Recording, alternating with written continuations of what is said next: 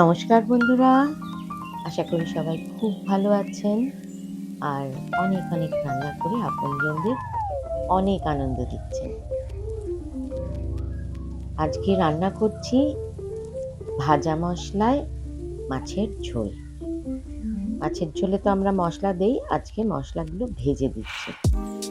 তার জন্য তৈরি করে নিচ্ছি দু রকম মশলা। এখানে জিরে, ধনে, মৌরি, সাদা সর্ষে, গোলমরিচ, শুকনো লঙ্কা আর সাদা তিল এগুলো শুকনো তাওয়ায় ভেজে গুঁড়ো করে নিয়েছি। আর এদিকে একটা পেস্ট বানিয়ে নিচ্ছি টমেটো, আদা, শুকনো লঙ্কা, কাঁচা লঙ্কা দিয়ে।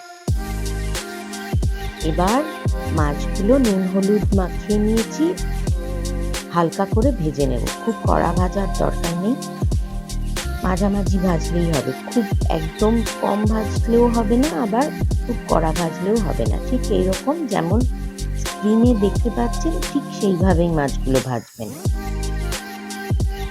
মাছগুলো ভাজা হয়ে গেছে। এবার যে কড়াইতে মাছ ভেজেছি ওই তেলেই আমি ফোড়ন দিয়ে দিচ্ছি দুটো শুকনো লঙ্কা আর তেজপাতা আর ছোট্ট দুটো এলাচ। এলাচগুলো ফাটিয়ে দিয়েছি, শুকনো লঙ্কাও ফাটিয়ে দিয়েছি। ফোড়নের যখন ভাজার একটু সুঘ্রাণ আসবে তখন এর মধ্যে দিয়ে দেব দুটো গুঁড়ো মশলা। মশলা ভাজা হয়ে গেছে, এবার এর মধ্যে আমি দিয়ে দিচ্ছি 1/4 টিস্পুনের হলুদ গুঁড়ো আর 1/4 টিস্পুন লঙ্কার গুঁড়ো।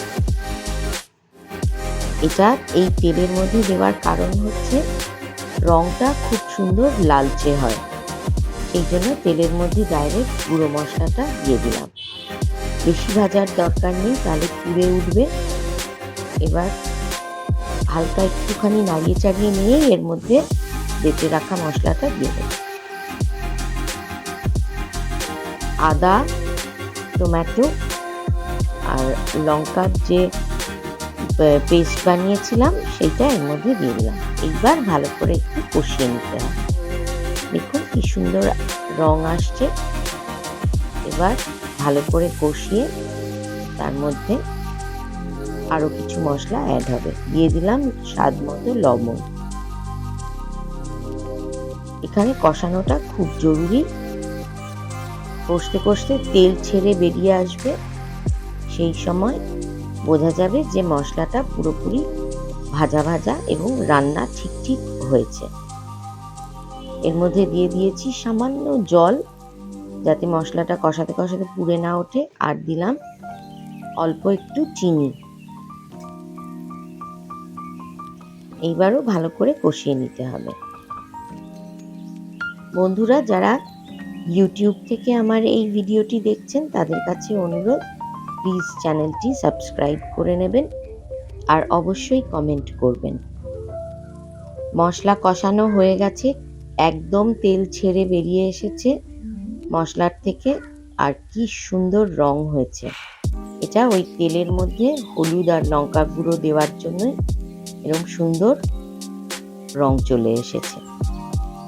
যখন একটু গাঢ় রঙের রান্নার দরকার তখন এইভাবে তেলের মধ্যে হলুদ আর লঙ্কার গুঁড়োটা দিলে এরকম সুন্দর রং আসবে। এবার এর মধ্যে দিয়ে দিলাম ওই যে ভেজে গুঁড়ো করে রেখেছিলাম মশলাটা, তার থেকে 1 চামচ দিয়েছি, 1 টিস্পুন, বেশি দেবার দরকার নেই।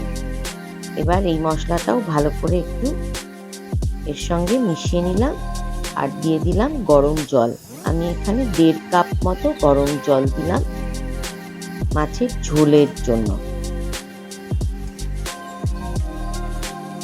ভালো করে ফুটে উঠলে এবার এর মধ্যে দিয়ে দেবো ভেজে রাখা মাছের টুকরোগুলো। ভেজে রাখা মাছের টুকরো দিয়ে দিলাম। এইভাবেই হয়ে গেল ভাজা মশলার মাছের ঝোল। অবশ্যই করে একবার এইভাবে মাছের ঝোলটা রান্না করবেন, তাহলে স্বাদেরও পরিবর্তন হবে, খেতেও ভালো লাগবে। রোজকার মাছের ঝোলে একটু বৈচিত্র্য আনা, আর কিছুই না। একটু মিনিট 4-5 ঢাকা দিয়ে রাখবো। তাহলে কি হবে, মাছটা পুরোপুরি ভালো করে সেদ্ধ হবে, মশলাগুলোও মাছের মধ্যে যাবে। খেতে খুবই সুস্বাদু।